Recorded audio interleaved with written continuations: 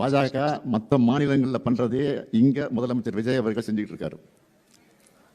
அதாவது பாஜகவோட ஜெராக்ஸ் மாதிரி செயல்படுறாரு. ஒரே மாசத்தை எம்எல்ஏக்கள் ரிசைன் பண்ணிட்டு தாவேக்காவில் ஜாயின் பண்றாங்களே, அந்த அளவுக்கு அப்படி என்ன ஆஃபர் தாவேக்காவில் கிடைச்சிருக்குன்னு பேசணுமா வேணாமா? முதலமைச்சர் தான் மேடைக்கு மேட கான்பிடண்டா இருங்க, கான்பிடண்டா இருங்க சொல்றாரே தவிர அவர் முதல் கான்பிடண்டா இருக்காரா? தீர்ந்து போன சக்தி ஒட்டியே திருடுற இவர் எவ்வளவு காஞ்சி போன சக்தியா இருப்பாரு பாருங்க. நான் முதலமைச்சராக இருக்கிறப்ப இதே மாதிரி டெல்லி சென்று பேசினப்போ இப்ப முதலமைச்சராக இருக்க என்னவெல்லாம் பேசினா தெரியுமா? அமலாக்கத்துறை வழக்கில் இருந்து தப்பிப்பதற்காக போனாங்க,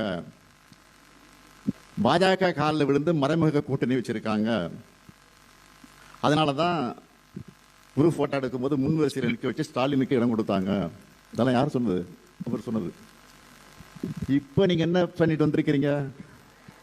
நான் கேட்கவா?